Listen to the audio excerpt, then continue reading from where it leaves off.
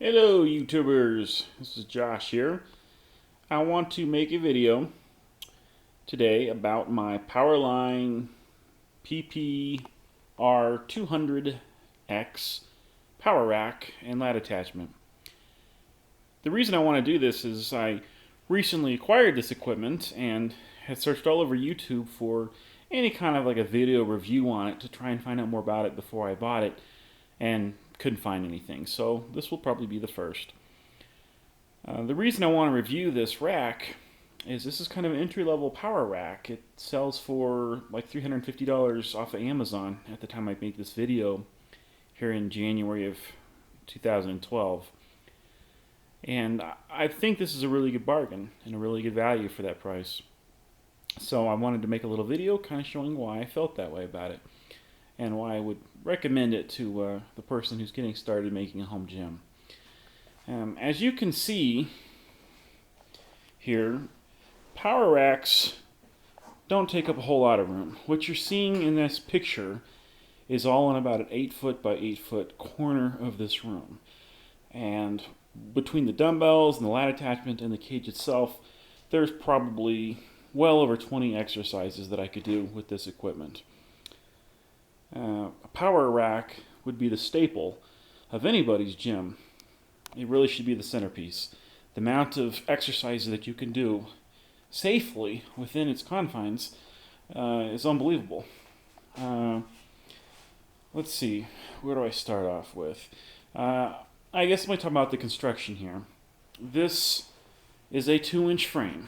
When you're looking at power racks, right behind the brand, the next most important thing would probably be the size of the frame. 2 inches is about as small as they get. But then again, what do you expect for a $300 rack? You know, they make other ones that would go to like 2.5 or even 3 inches for the collegiate level racks. And those racks would hold as much weight as any human could lift, but are going to cost well over $1,000.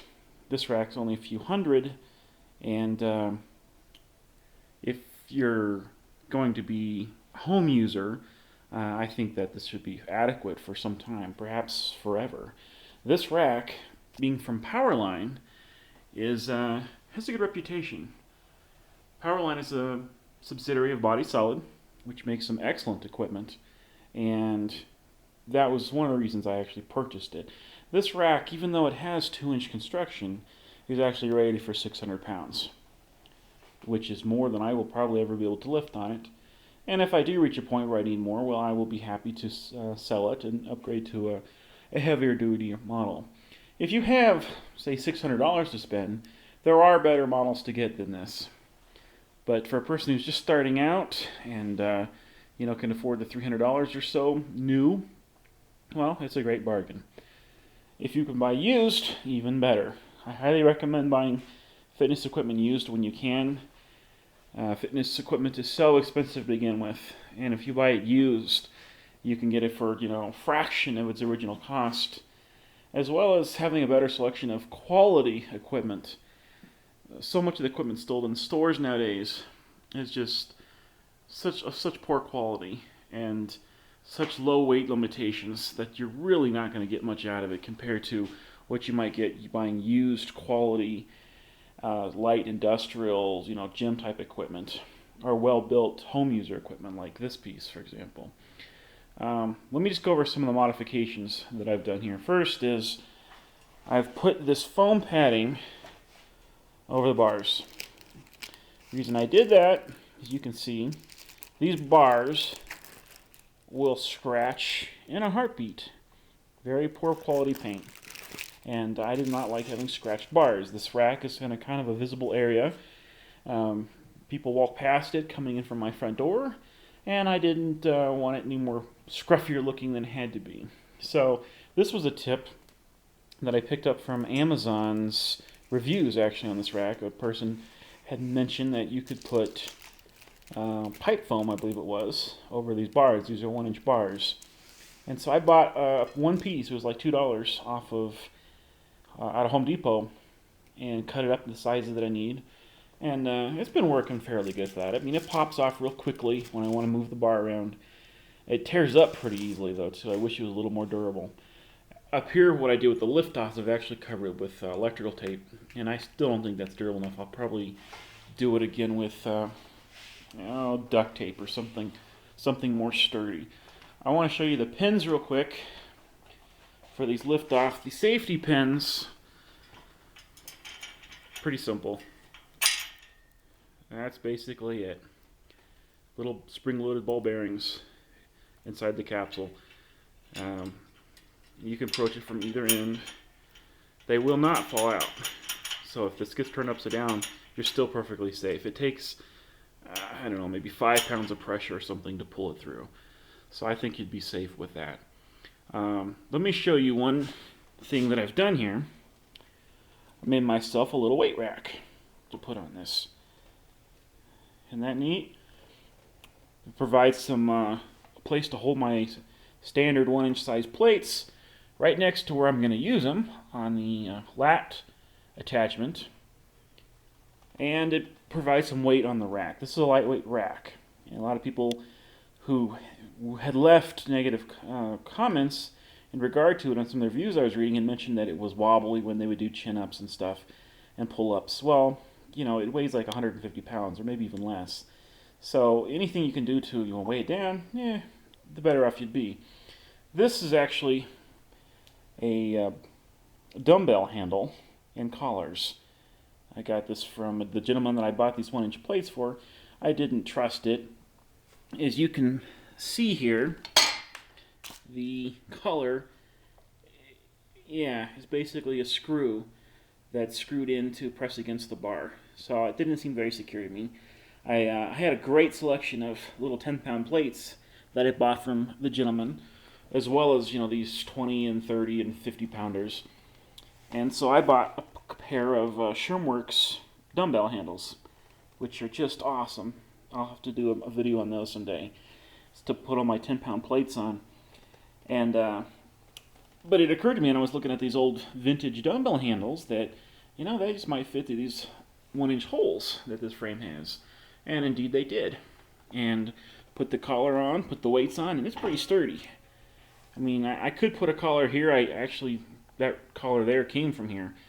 But it doesn't need it, and actually doesn't even need it over there either. But the manual said that they highly recommend, yada, yada, yada. So I was just trying it out there. Honestly, I don't think it's needed. But this is kind of neat. I've done it on both sides. I got probably 100 pounds of weight hanging off of it. And, adds a little stability to the rack. And the plates are right there when I want to add them onto the pull down. Let's see. Pull down. Awesome attachment for this rack. I highly recommend it. Very high quality. It has the high pull down, for the wide grip pull downs. And down at the bottom has the low pull down. You can see it came with a little basic straight bar handle. Nothing much really to write about there. But you can put any kind of attachments you want on these. These are standard carabiners. And some people have mentioned replacing with, thicker, higher quality ones, but it hasn't broken yet for me.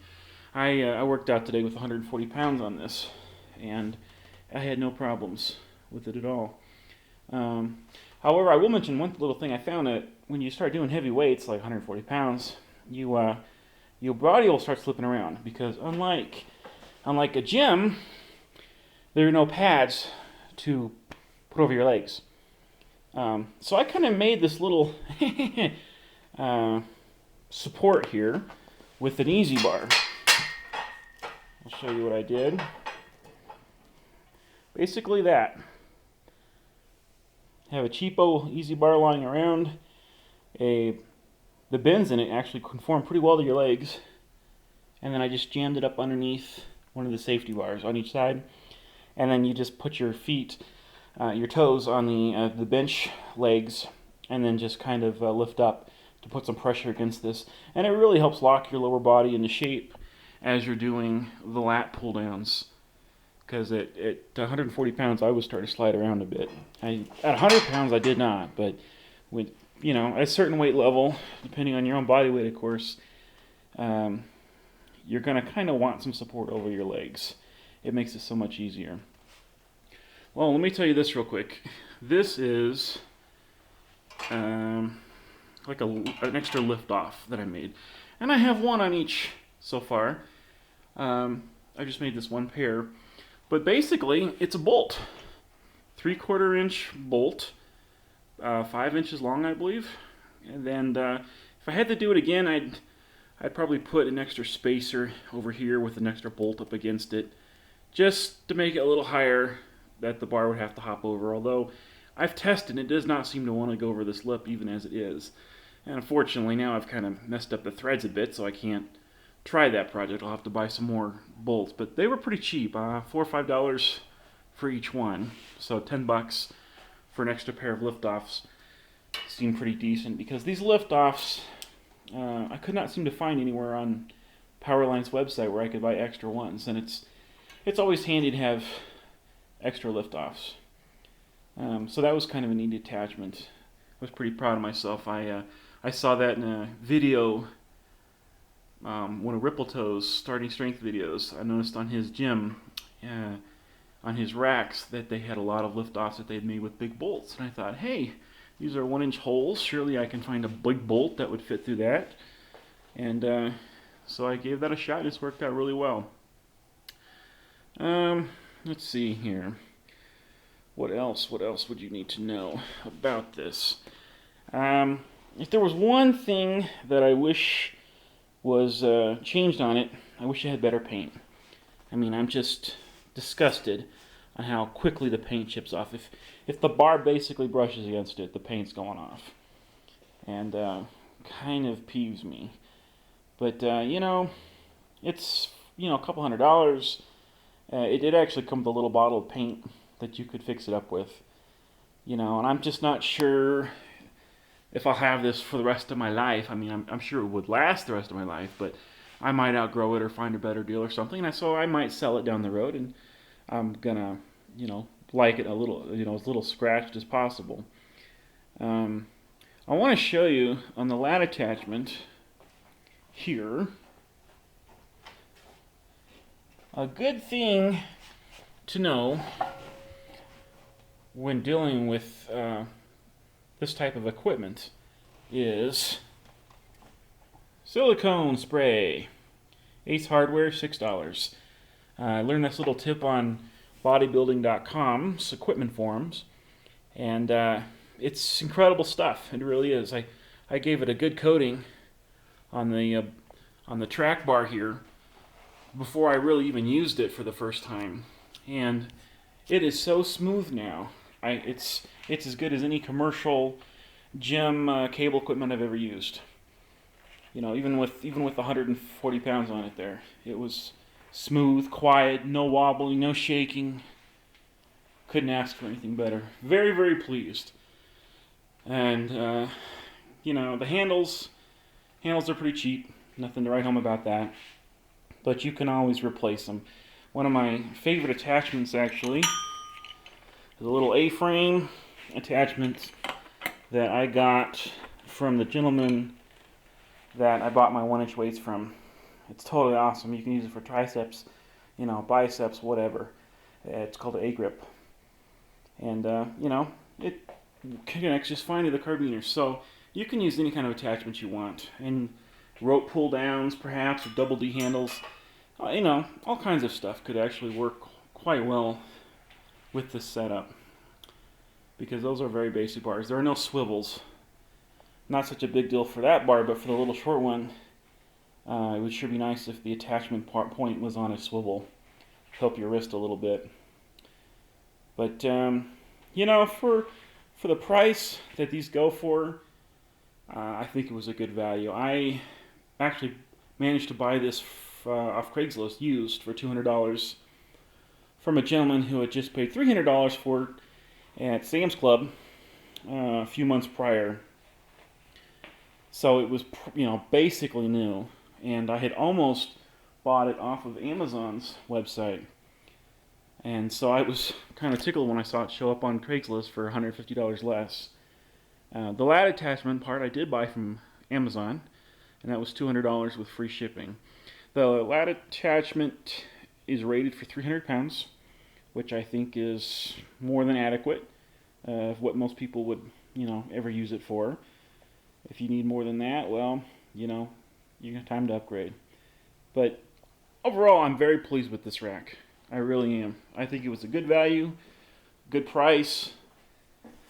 I wish I could have bought more of it used, but Craigslist is pretty crappy in my area. It's a small town. So, I've bought what I could used, and then the rest new. That's, by the way, a Iron Master Super Bench. Highly recommend it. I had read wonderful things about it, and when I purchased it, I was not disappointed. It's a little pricey. I mean, I think it was $260 for the basic bench, but it's rated for 1,000 pounds. Very high quality. I'd certainly recommend it. And that's about it. That's be my little rack. It connects with bolts. They're actually disassembled. This is pretty easy to transport. I put it in my car. I actually just fold the seats down and disassembled. It fit in the car very easily. So anyway, that's a review. If anyone's looking into buying this rack, I think I've kind of gone over the pros and cons of it. And I mean, it's rated for 600 pounds, so it should last you for some time.